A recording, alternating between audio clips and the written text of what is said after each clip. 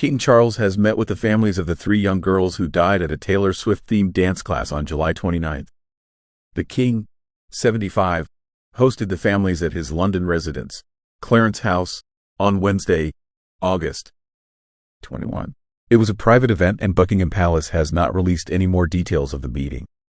It followed Charles's visit to Southport, near Liverpool, where the attack happened, on Tuesday, August 20.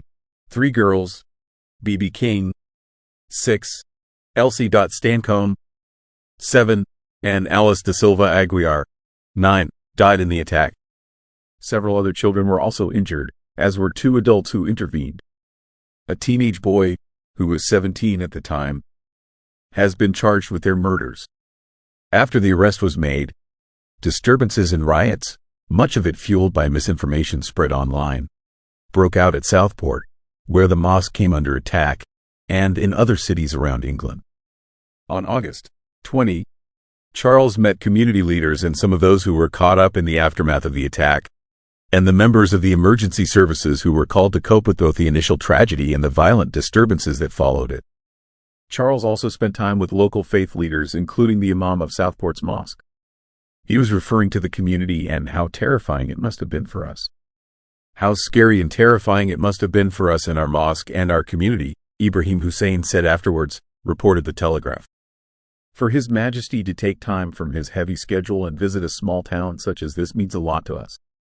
John Hayes, a 63-year-old businessman who was among the first people on the scene of the July 29 stabbings and who was injured in the attack, told BBC News that Charles's visit was a lift for those who met him. It was lovely to meet him. I found him quite engaging, quite easy to talk to, Hayes said, noting that it was very kind of the monarch to travel from his traditional holiday in Scotland for the outing. The day prior, on August 19, King Charles was officially welcomed to Balmoral Castle in the Scottish Highlands, where the royals gather in the summer.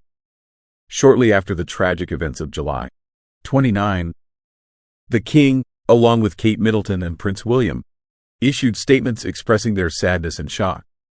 They added, "Thank you also to the emergency responders who, despite being met with the most horrific scenes, demonstrated compassion and professionalism when your community needed you most.